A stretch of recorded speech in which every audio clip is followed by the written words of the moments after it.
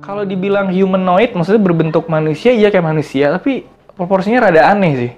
Makanya Ari dibilang bapak-bapak tua, iya sih kayak bapak-bapak tua, tapi mohon maaf ya, kayak orang bentuknya tuh kayak orang yang nggak sempurna gitu lah. Kayak orang ada kelainan, misal tulang punggungnya itu nggak senormal orang, jadi badannya itu agak pepet. Kulitnya itu memang kulit manusia, tapi bukan hitam kulit manusia hitam. Orang hitam kulit manusia gimana sih, kayak rada coklat, itu dia kayak hitam ke arah biru kali ya.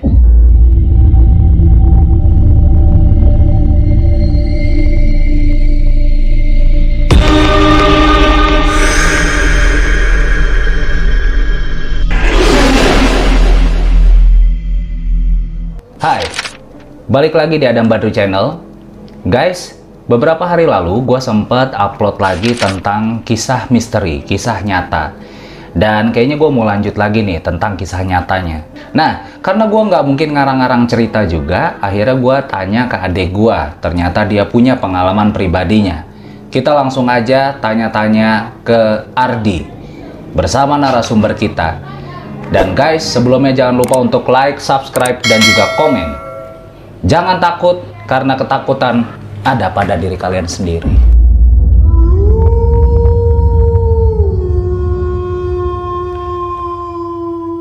Ada gitunya? Ada beneran? Iya, masa sih?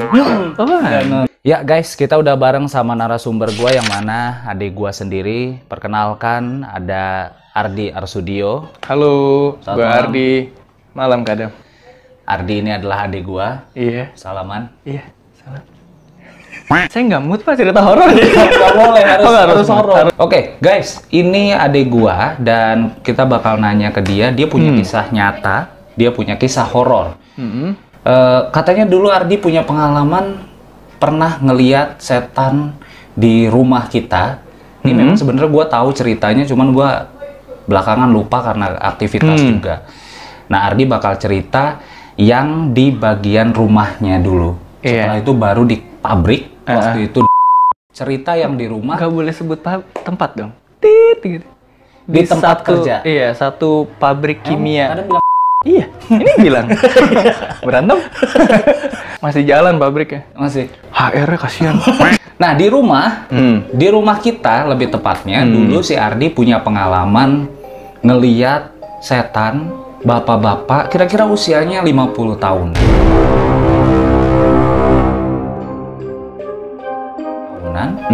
Kemudian berjalan tanpa busana. Wah, ini ceritanya seperti apa? Gimana ya? Sebenarnya kalau dibilang pasti bapak-bapak atau enggaknya nggak tahu juga. Cuma kelihatan. Jadi gini, kadang tahu kan Ardi ada asma.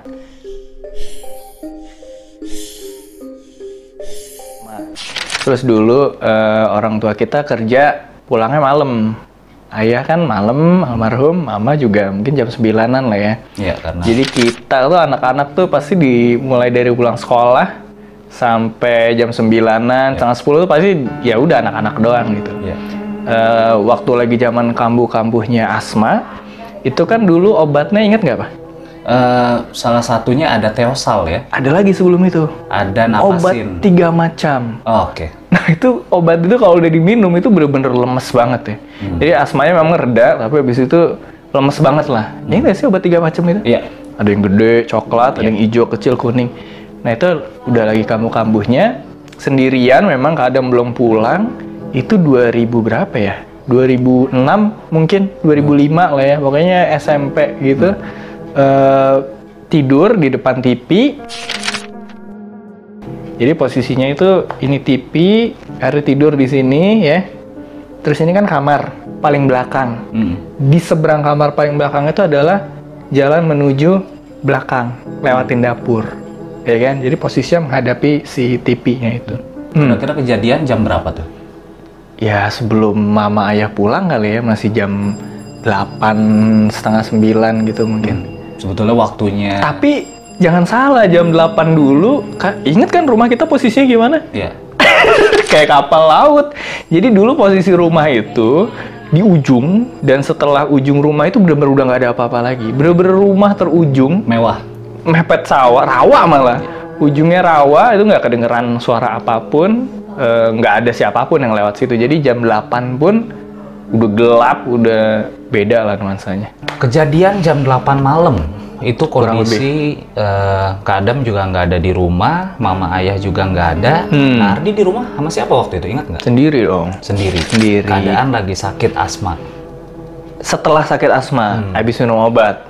Jadi udah mereda, efek samping obat asma. Waktu itu yang obat 3 macam itu ya lemes banget itu. Sebenarnya sampai sekarang masih sih obat asma apapun, kecuali mungkin yang inhaler Ventolin itu nggak bikin lemes. Jadi tidur di lantai, pakai bantal doang. Oke. Terus tiba-tiba si makhluk ini lewat. Jadi pintu belakang itu kebuka, kamar paling belakang kebuka. Ini pintu kamar paling belakang ya. Seberangnya apa? Ada pintu ke dapur. Pintu ke dapur. Yang kamar mandi lama. Nah, Ari di sini kan. Nah, itu dia tuh keluar dari situ, berhenti di tengah, jadi jalan. Berhenti.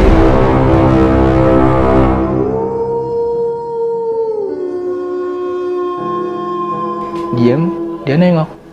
Di situ istilahnya paralyzed kali ya. Ya di samping lemes juga. Bingung juga gitu. Satu bingung sebenarnya, lebih ke arah bingung. Bingungnya adalah, ini gue ngeliat apaan gitu lah. Yeah. Bingung, belum takut. Bingung dia ngeliat. Kalau dibilang humanoid, maksudnya berbentuk manusia, iya kayak manusia, tapi proporsinya rada aneh sih. Makanya dibilang bapak-bapak tua, iya sih kayak bapak-bapak tua, tapi mohon maaf ya, kayak orang apa ya, bentuknya tuh kayak orang yang nggak sempurna gitu loh. Kayak orang ada kelainan, misal tulang punggungnya itu nggak senormal orang gitu. Jadi Mas Ardi cerita.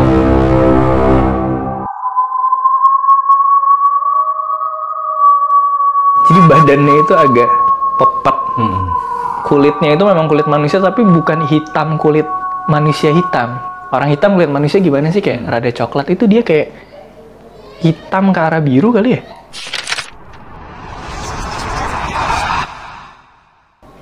Tapi hitam sih. Gitu, nengok. Sempet nengok? Iya, nengok ke arah Ari nggak bingung awalnya, habis itu mulai rada takut. Mulai rada takut dalam hati ya, mau lari, cuma dalam keadaan lemes dan nggak bisa ngapa-ngapain. Dia jalan lagi ya, masuk ke belakang pintu itu.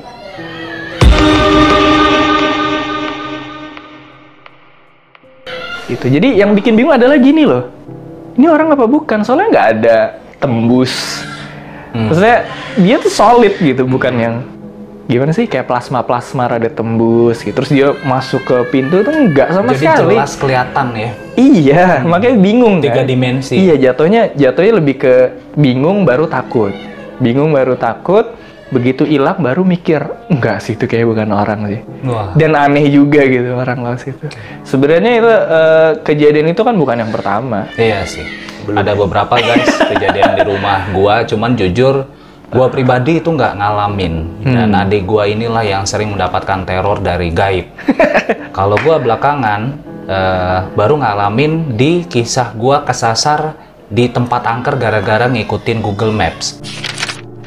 Nah, buat kalian yang belum nonton bisa langsung tonton, deskripsinya ada di sini. Nah, itu hanya itu pengalaman gua. Berarti itu larinya dari kamar Kak Adam dong, kalau kamar tengah? Iya, di kamar kita. Oh, oke. Kan dulu kita bareng. Oke. Iya sih. Berarti dari kamar tengah menuju ke kamar mandi? Enggak. Ke dapur aja? Ke dapur. Ke dapur. Lewatin kamar mandi. Kamar mandi kan posisinya bukan yang sekarang. Oh, iya. Kamar menuju mandi ke dapur. Masih ngadep bener-bener sama arah pintu ya? Betul. Arah situ.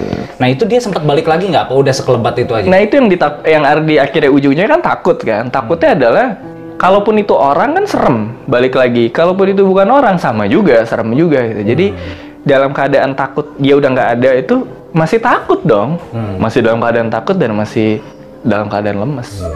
Itu lama ya, mungkin kayak setengah jam, 30 menit tuh baru kedengeran suara beca mama pulang. Oke. Bawa Agung.